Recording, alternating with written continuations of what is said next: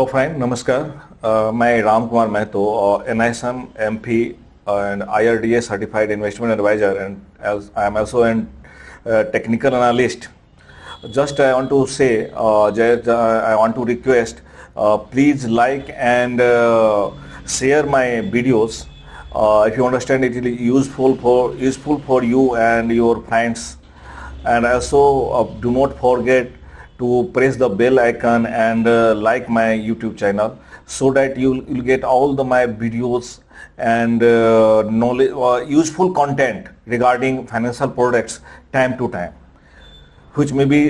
very useful and profitable for you in your future, if wherever you are investing through me or through anywhere else. Thank you. तो friends, क्या आप mutual funds का नाम सुना है? होता क्या है कि म्यूचुअल फंड्स सभी जगह अवेलेबल, आज के रेट में हर एक लोगों के हर एक इंसान के हाथ में जो है ना, ऑलमोस्ट एक स्मार्टफोन होता है। और नहीं स्मार्टफोन होता है तो आप कहीं ना कहीं इजीली अवेलेबल है इंटरनेट सिस्टम। तो आपको या तो कहीं ना कहीं बहुत सारे ऐसे रोबोटिक एप्स है या बहुत सारे ऐसे ऑनलाइन पोर्टल है जहां पे आप म्यूचुअल फंड खरीद सकते हो। लेकिन म्यूचुअल फंड्स के बारे में आपको ये चीज जरूर पता होगा कि इसमें हमेशा कहा जाता है it is subject to market risk. और मार्केट रिस्क तो है इसमें, साथ साथ ये भी होता है कि डिफरेंट फंड्स में डिफरेंट लेवल का रिस्क होता है, या कुछ फंड्स ऐसे भी होते हैं जो डिफरेंट टाइम फ्रेम के लिए लिया जाता है या डिफरेंट पर्पस के लिए लिया जाता है। तो होता क्या है कि जब आप कोई भी फंड किसी एक्सपर्ट के अंडर ऑब्जर्वेशन में या गाइडलाइंस में लेते हैं, तो आपको एक सही जो सुटेबल फंड होता है वही आपको अलॉट किया जाता है, जो आपको सूट करता है, जो आपके इन्वेस्टमेंट के या आपके रिस्क लेवल के हिसाब से या आपके नीड के हिसाब से सूट होता है। उस टाइप के फंड एक इन्वेस्टमेंट एडवाइजर आपको देता है। अदरवाइज जब आप खुद एनालिसिस करने लग जाते हैं या खुद आप सर्च करने लग जाते हैं किसी मोबाइल एप्लीकेशन में या किसी रोबोटिक ऐप पे या किसी इंटरनेट पोर्टल पे एनीवेयर, तो होता क्या है कि जितनी आपको जानकारी होती है या तो वही सर्च कर पाते हैं, या नहीं तो अगले की जो प्रोडक्ट सेल करना रहता है वो आपको देता है, जिसके बारे में ना आपको फ्यूचर पता होता है ना पास्ट। और ऑलमोस्ट पास्ट तो दिखाई देता है कि पास्ट इसका ये ट्रैक रिकॉर्ड है, बट फ्यूचर में क्या होगा वो ना आपको पता होता है ना ही वो बताना चाहता है। इस केस में क्या होता है, कभी कभी आप एक गलत फंड ले लेते हैं या गलत समय में गलत फंड लेने के कारण आपको एक या तो लॉस का सामना करना पड़ता है या नहीं तो फिर वहां से क्विट कर जाते हैं। एक एडवाइजर आपको हैंड होल्ड भी करता है, सो दैट कि अगर मार्केट में एक ज्यादा वॉलेटिलिटी आए उस समय आपको क्या करना चाहिए, या आपका फंड प्रॉपर ग्रोथ नहीं कर रहा है उस समय आपको क्या करना चाहिए। ठीक है, तो इस हिसाब से आज जो मैं एक टॉपिक लेने जा रहा हूं, आज जिस टॉपिक्स पे डिस्कस करने जा रहा हूं उसका जो नाम है that is called freedom SIP। Freedom SIP means हो गया कि आपको एक फाइनेंशियल फ्रीडम देता है। अगर आप कुछ सर्टेन टाइम फ्रेम में या कुछ एक आपके पास जो भी अवेलेबल टाइम है उसमें अगर आप उस पार्टिकुलर टाइम में अगर आप उस फंड्स में इन्वेस्ट करते हैं थ्रू SIP, तो एक तरह से आप अपना फाइनेंशियल फ्रीडम बना सकते हैं, डेवलप कर सकते हैं। फाइनेंशियल फ्रीडम के लिए ये होता है कि आपको पैसे के लिए रिस्क, अपने लाइफ को रिस्क में न डालना पड़ जाए, या आपको एक डेली जो अर्निंग है वो उसके लिए आपको परेशान ना होना पड़े, या आप अगर जैसा चाहे लाइफ में, चाहे वो घूमना हो, फिरना हो, फॉरेन टूर करना हो, कोई गाड़ी लेना हो, या किसी भी चीज के लिए आपको इंतजार ना करना पड़े, उसी को हम फाइनेंशियल फ्रीडम बोलते हैं। तो उस टाइप के फाइनेंशियल फ्रीडम लेने के लिए आपको म्यूचुअल फंड्स में कुछ गारंटेड प्लान भी है। आजकल अब तक नॉर्मली जो है इस टाइप के गारंटेड प्लान नहीं आया था, लेकिन एक फाइनेंशियल फ्रीडम ऑलमोस्ट 6 महीना पहले जो है सो कई सारे बैंक ने लॉन्च किया है। उसके बारे में आज हम डिस्कस करेंगे। सबसे पहले जो नए लोग हैं जो म्यूचुअल फंड्स के बारे में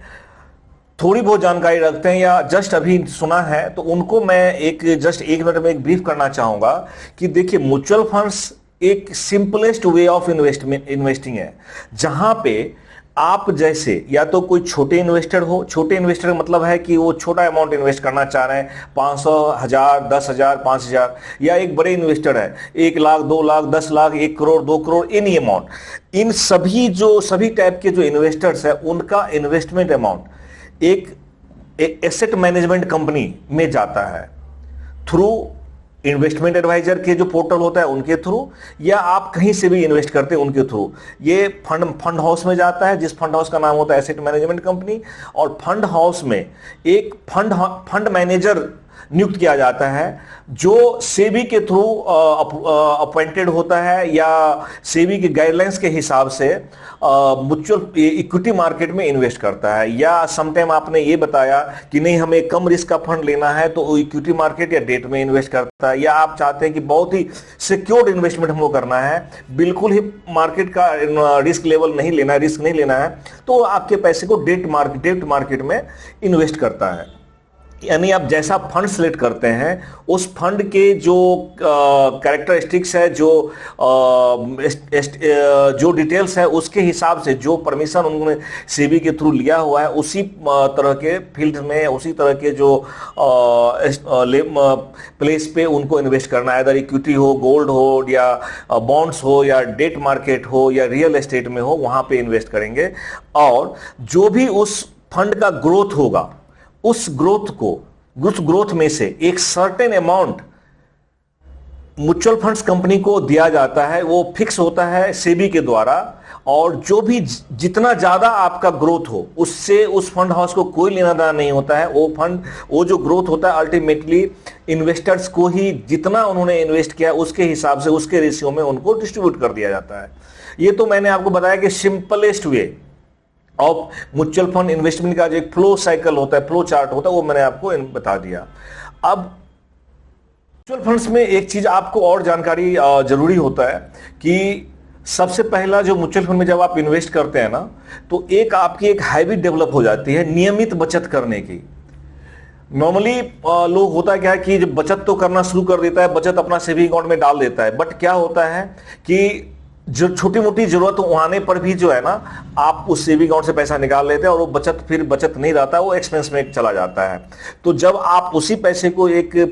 फिक्स अमाउंट कर करके एसआईपी के थ्रू और मार्केट में इन्वेस्ट करते हैं, या कहीं भी म्यूचुअल फंड में इन्वेस्ट करते हैं,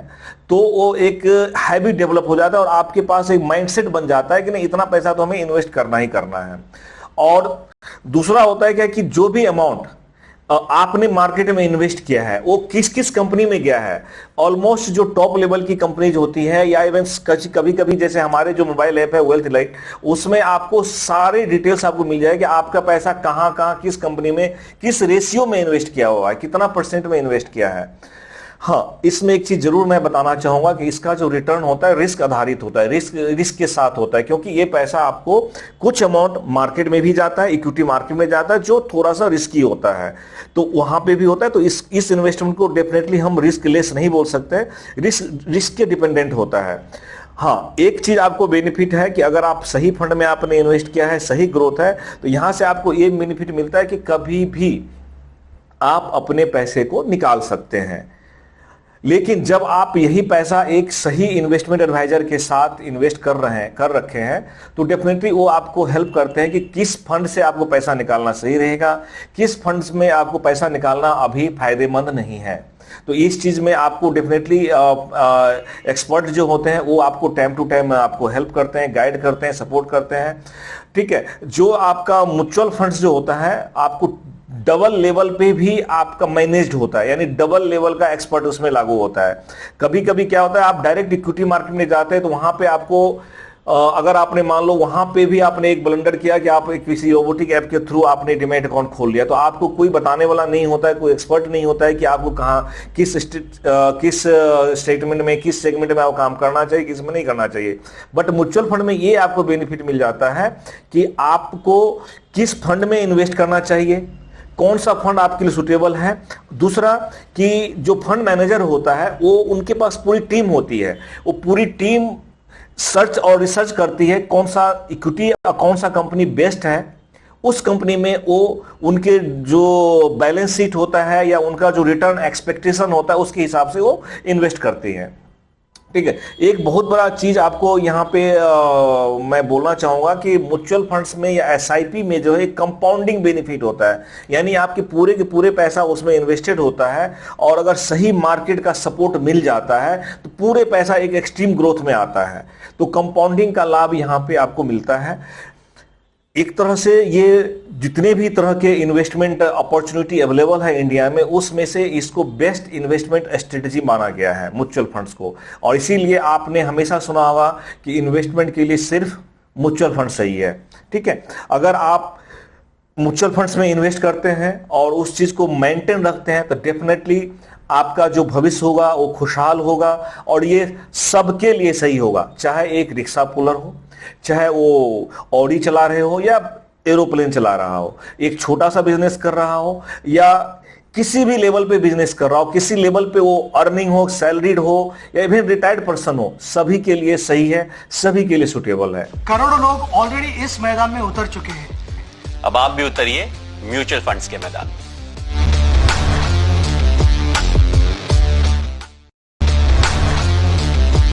जैसा कि मैंने अपना अभी पहले हमने बताया था आपको कि आज जो मेरा डिस्कशन है, जो मेरा टॉपिक है वो है फ्रीडम एसआईपी। फ्रीडम एसआईपी का मतलब ये होता है कि आपको अपने लाइफ में एक फ्रीडमशिप मिले फाइनेंस के लिए या अपने जो एक्सपेंसेस के लिए आपको परेशानी या अर्निंग के लिए ढूंढना ना पड़े कि हमारा इनकम क्या होगा। क्योंकि नॉर्मली आप देखते होंगे कि जो एक आपने भले ही सेविंग बंद कर दिया हो, अर्निंग बंद कर दिया हो, लेकिन एक इन्फ्लेशन है, इन्फ्लेशन हमेशा चलता ही रहता है। चाहे आप इनकम भले ही बंद कर दिया हो, आपका इनकम भले ही बंद हो गया, आपका रेट ऑफ अर्निंग बिल्कुल क्लोज हो, लेकिन इन्फ्लेशन कभी क्लोज नहीं होता है। जैसे जैसे हमारा देश, हमारा कंट्री विकास करेगा, इकोनॉमी ग्रो करेगा, हमारा जो है इन्फ्लेशन तो कंटिन्यू ही रहेगा। ठीक है, तो आज जो मैं डिस्कस करने जा रहा हूं फ्रीडमशिप के बारे में। फ्रीडमशिप में क्या होता है कि आप एक सर्टेन पीरियड के लिए अपने पैसा को एसआईपी के थ्रू मार्केट में डालते हैं और जब वो पीरियड कंप्लीट हो जाता है उसी पैसे को आप फिर एसडब्ल्यूपी के थ्रू, सिस्टमेटिक विड्रॉल प्लान के थ्रू आप लेना शुरू कर देते हैं। ठीक है, तो ये जो प्लान है अभी हमारे पास 8 साल से लेकर के 30 साल तक के लिए अवेलेबल है, जिसमें अगर आप मान लिया जाए आपने 10,000 से एसआईपी शुरू किया है, ठीक, और 8 साल के लिए आप एसआईपी डाल रहे हैं, तो 8 साल में आपका जो रिटर्न बनेगा और आपको 10,000 रुपीज पर मंथ आप उसमें ले सकते हैं। यानी 10,000 का एसआईपी आपने किया 8 साल के लिए तो आपको 10,000 रुपया पर मंथ का इनकम शुरू हो जाएगा और ये जो इनकम रहेगा आपके लाइफ लॉन्ग रहेगा। इवन आप इसको 2099 तक भी चला सकते हैं या उसके बाद भी चला सकते हैं, यानी ये आपके ऊपर डिपेंड करता है कि आप कब क्लोज करें या कब इसके पैसे को आप पूरा निकाल लें।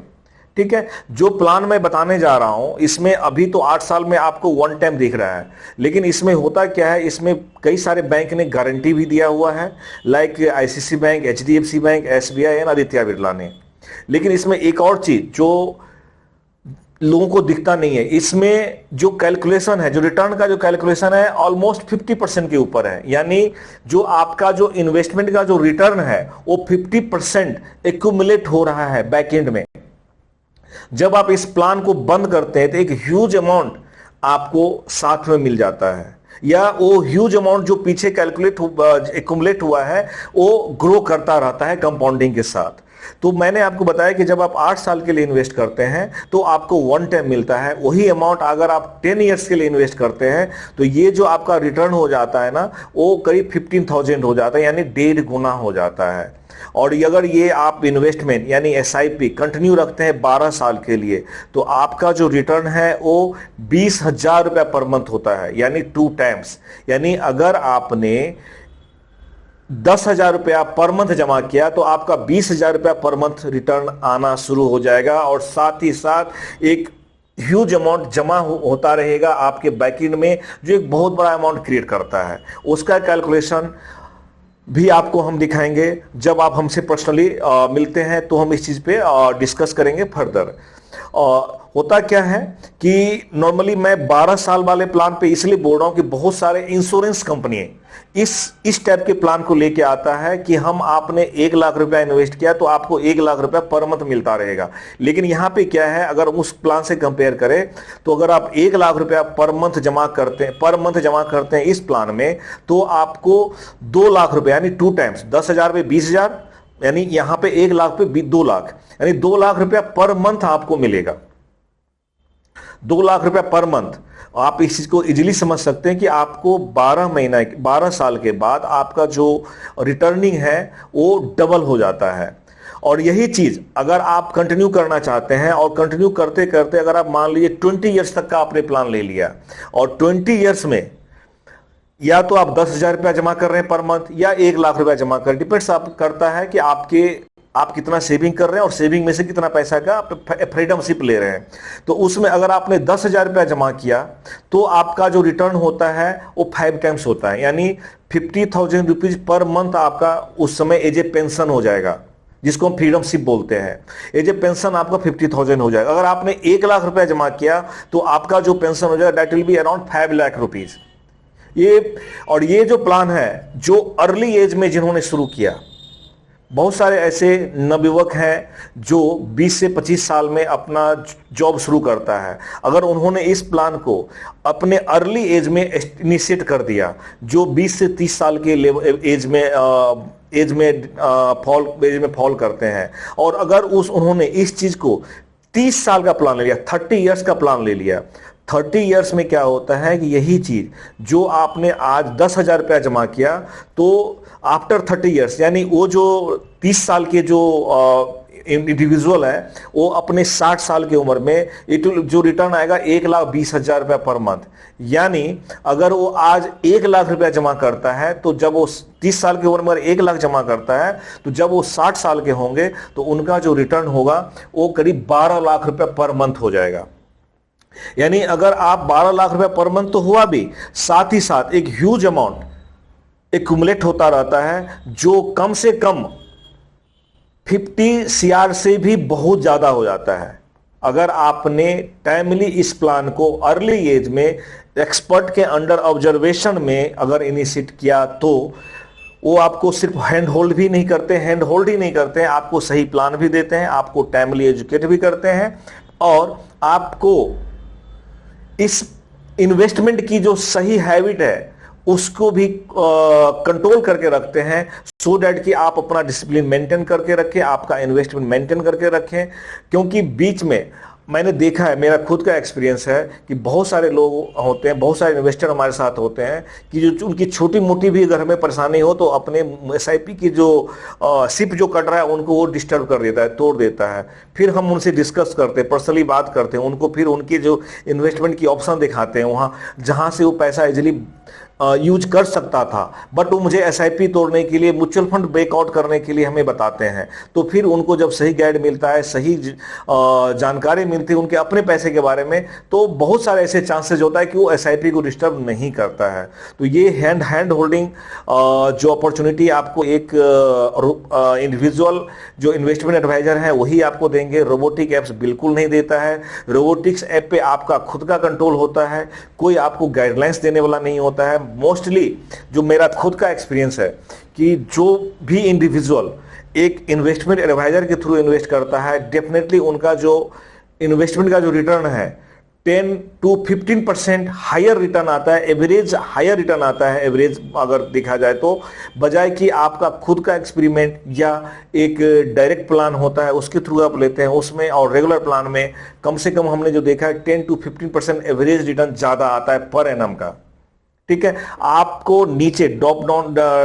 डाउन लाइन में हमारे वेबसाइट का भी नाम लिखा होगा, हमारे मोबाइल एप्लीकेशन का भी नाम लिखा होगा, मेरे कॉन्टैक्ट डिटेल्स भी डाला हुआ है। आप इंडिया में कहीं भी हैं आप हमसे कांटेक्ट कर सकते हैं। हमारा जो वेबसाइट पे ऑनलाइन KYC का भी प्रोसेस है और ऑनलाइन इन्वेस्टमेंट का भी प्रोसेस है, जहां पे आप अपना ऑनलाइन इन्वेस्ट कर सकते हैं, अपने इन्वेस्टमेंट को ट्रैक भी कर सकते हैं पूरे फैमिली के लिए। और पूरे जो इंडिया में अवेलेबल है AMC के लिए सिर्फ एक लॉगिन आईडी एवं पासवर्ड चाहिए। इवन आज के डेट में तो लॉगिन आईडी पासवर्ड की जरूरत नहीं, आपका एक पिन होगा जिस पिन के थ्रू आप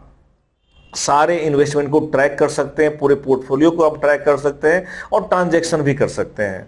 अगर आपको कोई भी क्वेरीज हो म्यूचुअल फंड इन्वेस्टमेंट से रिलेटेड, डेफिनेटली आप हमसे कनेक्ट करिए। आप अगर खुद भी इन्वेस्ट कर रहे हैं तो भी आप हमसे कनेक्ट करिए, मुझे बहुत खुशी होगी आपको हेल्प एंड सही गाइड करने में। Thank you. Hello friend, do you want to invest in alternate investment fund? Have you listened about the alternate investment fund, which is not the type of mutual funds, and when it is not directly invested in equity market? So if you want to know little bit about the alternate investment fund, please do call me, connect me from anywhere in India.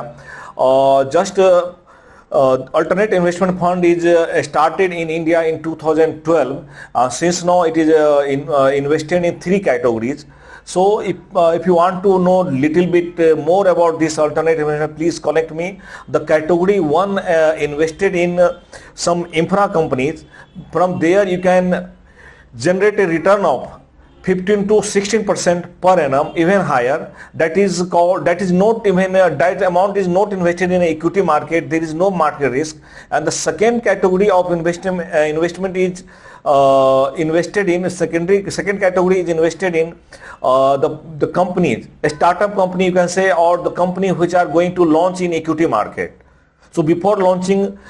this category 2 amount is invested, and the third category is invested in equity market, which is after being researched through fund managers.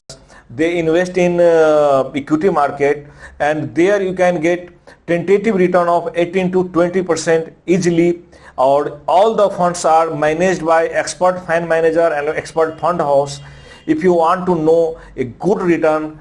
with balanced risk, definitely please try to connect me from anywhere in India, and I'll be happy to help you out. Thank you. Hello sir, नमस्कार। क्या आप ऐसी जगह invest करना चाहते हैं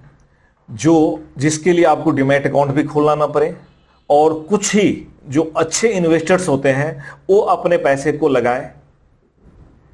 एक standard maintain करते हुए? एक सर्टेन लेवल के जो इन्वेस्टर्स होते हैं वही इस जगह पे इन्वेस्ट करते हैं, जिसका नाम है अल्टरनेट इन्वेस्टमेंट फंड,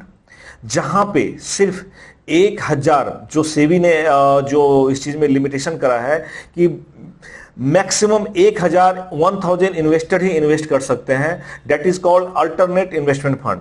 ये आपके म्यूचुअल फंड जैसा नहीं है कि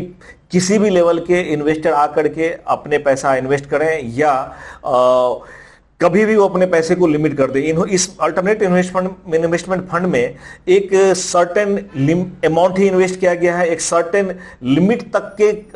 क्लाइंट ही या इन्वेस्टर ही इन्वेस्ट कर सकते हैं, और इन्होंने एक टाइम फ्रेम भी डाला हुआ है कि इतने टाइम फ्रेम तक इन्वेस्टेड रहना ही है। तो इन सब कारणों से अल्टरनेट इन्वेस्टमेंट फंड जो कैटेगरी 1 होता है स्पेसिफिक हो जाता है, फोकस हो जाता है, स्ट्रक्चर कंपनी में लगाया जाता है, इंफ्रास्ट्रक्चर कंपनी मिलने का इसलिए लगाया जाता है, बैलेंस रिटर्न मिलने का पैसा उठाना होता है, पब्लिक से पैसा अपॉर्चुनिटी है वो बढ़ जरूरत होती है। तो कुछ एनबीएफसी कंपनी, मैं आपको यही बताना चाहूंगा, ये अल्टरनेट इन्वेस्टमेंट फंडिंग करके होता है। तो उस फंडिंग में क्या होता है कि एक सर्टेन अमाउंट वो आपको फिक्स रिटर्न भी देते हैं, और जब वो कैपिटल हैंड ओवर होते हैं एक कंपनी से या दूसरे कंपनी में, या एक लेवल से दूसरे लेवल में, या वो अपना जो प्रोजेक्ट जब बंद करते हैं उस समय तक जो कैपिटल ग्रोथ होता है उसका भी आपको बेनिफिट मिलता है। यानी कैटेगरी 1 में जो अभी तक का जो हमारा रिटर्न है वो करीब 16 to 18% है, जो एक तरह से सिक्योर्ड इन्वेस्टमेंट माना गया है, और आप यहां से किसी भी तरह का मार्केट रिस्क आपको यहां पे नहीं मिलेगा। जो दूसरा कैटेगरीज है वो हाई रिटर्न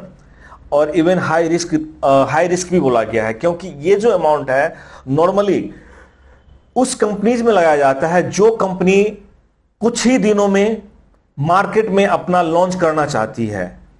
और वो अपना आईपीओ निकालना चाहती है, या वो कंपनी स्टार्टअप लेवल को क्रॉस करके वो वेंचर कैपिटल जनरेट कर रही है। उस टाइप के कंपनी में ये पैसा लगता है, और वहां पे आपको अगर उस कंपनी में एक अच्छा ग्रोथ दिया और अच्छा अगर वो रिटर्न आपको मिल जाता है, तो वहां जो हमारा एवरेज रिटर्न है वो 25 to 30% तक का रिटर्न पर एनम जनरेट किया है पिछले 10 से 12 साल में, इस टाइप के कैटेगरी, इस सेकंड कैटेगरीज में। जो हमारा थर्ड कैटेगरीज है उसमें आपके जो इन्वेस्टमेंट अमाउंट है वो आपके सेकेंडरी मार्केट में लगाया जाता है, यानी इक्विटी मार्केट में लगाया जाता है, उस कंपनीज में लगाया जाता है जहां पे